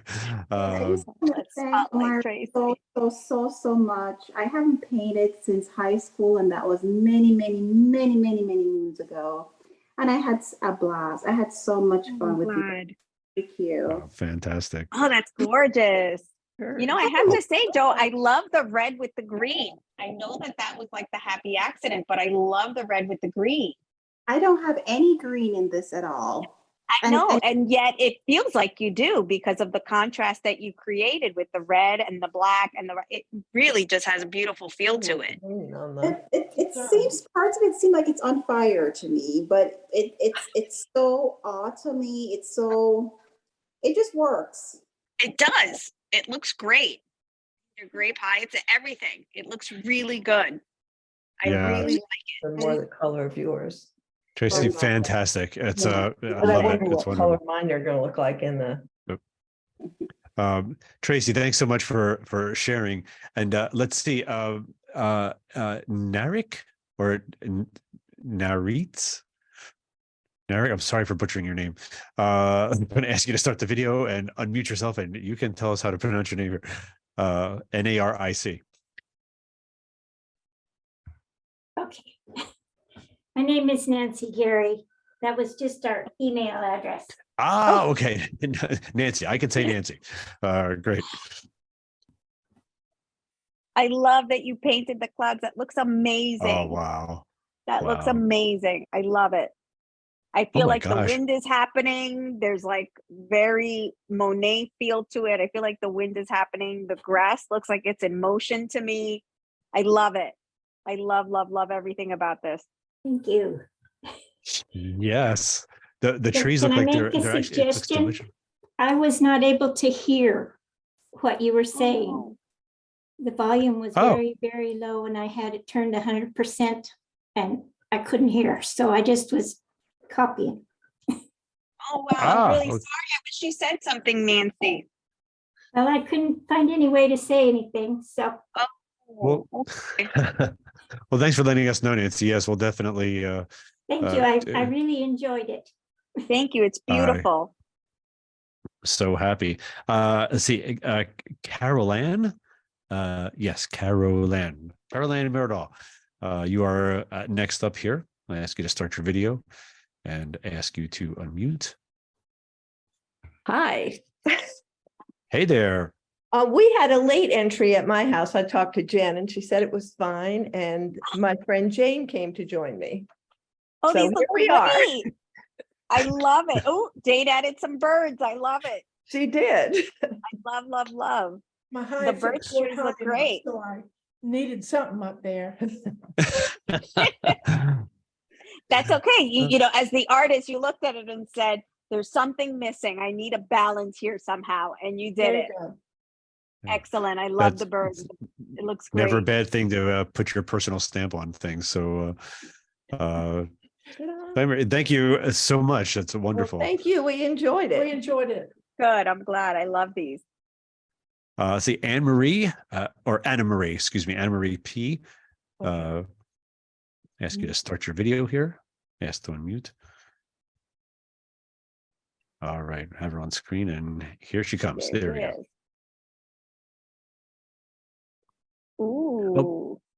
I don't think you're unmuted yet, Anne Marie. I think I am. Oh, there you There go. you Okay, are. we hear it. There you are. My gosh. I love this. I love, love, love this. Your trees look amazing.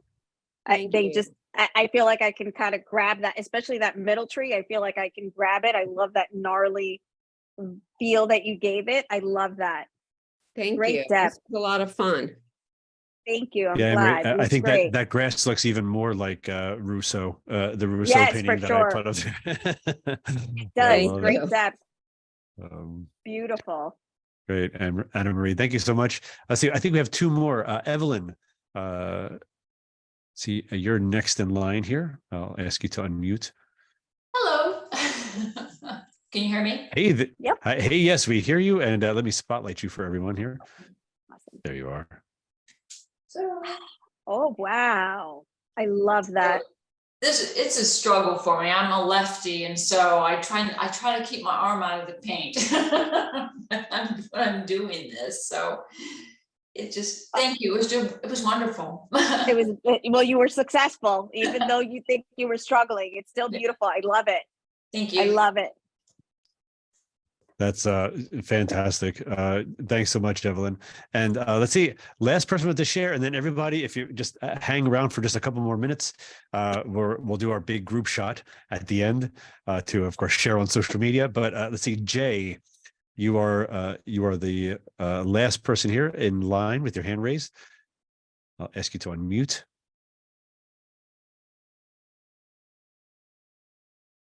So, All right, there. okay, yeah. There she is. So, Let's see. Oh, I love it. Ooh, I love that you made the grass, the blades are really thick. I love that. thank It's you. really I had like a you're- lot of fun listening I could tell. and seeing everyone's interpretation. Yes. I love Love it. that. Thank Great you. depth That's that you Skylar, created. That sky looks a little bit like Matisse, I think, like a very like a flatter color. It's beautiful. Yeah, combination. For sure. And Thank you could really feel the depth, like the trees look much further away than the blades because you created them closer. So it really looks like you're really close to the flowers in the front, and then the trees are much further back because of how you Right. painted the grass. It looks great. Right, thank you. Well, thank you. And so, hey, very quickly before we do our group shot, I did want to just send a couple quick thank yous out very quickly. One to the MSAA, of course, for hosting these Improving Through Lives Through Art events. We had a wonderful fall season and spring season. Thank you to the ILTA team, Gina Ross-Murdoch, who you saw a little bit earlier this evening, Rebecca Mooney, Jen Gaynor, Madison Besk-Summers, all the behind-the-scenes folks who make this series a success. And of course, we cannot end the evening without another final thank you to our sponsors tonight, our diamond sponsor, Publicis Health, and our gold sponsor, Sandoz and Pharma. Thank you, Publicis Health, Sandoz, and Pharma, once again, for your support of MSAA and in particular, the Improving Lives Through Art series. So, all right, I believe everybody, by the way, before we all have to sign off later tonight, I would like to ask everybody to go ahead and share your video and unmute your cameras. I believe you should be able to start your videos now. Yes, I see videos popping up. Unmute your sounds, and I think we need to give our instructor this evening a nice big round of applause. Thank you. Never sounds you can never hear all the applause at once on Zoom here, but at least you can see people applauding, Omayra. For sure. What a wonderful evening, a beautiful painting. And thank you okay, everybody for the reschedule. I appreciate that. Oh yes, of course. So I am going to let's see, just give it a couple more seconds for everybody to unmute cameras. Okay, we have to put our pictures together to see. There we go. Okay. And all right, looks like everybody's getting ready. Good. So go ahead and hold up your paintings. Perfect. All right. They're all held up. All right, I'll give you a 3 count. If you're peeking up from behind your camera, make sure that you say cheese. Here we go. A 3 count. 3, 2, 1. Perfect. All right. Thank you so much, everybody. Thank you, MSAA, once again. Omayra, wonderful job. Thank you. Thank you. For a fantastic night. Thanks, Omayra. Thank you. Bravo, guys. Bye. Lovely. Good Have night. a great evening, everybody. Hope to see some of you at the Improving Lives benefits, either the virtual or in person. And definitely hope to see all of you in the fall for the fall 2023 Improving Lives Through Art. So thanks again, everyone. Thank Have a you. great This night. was wonderful, guys. Thank you. Thank you. Night, everyone.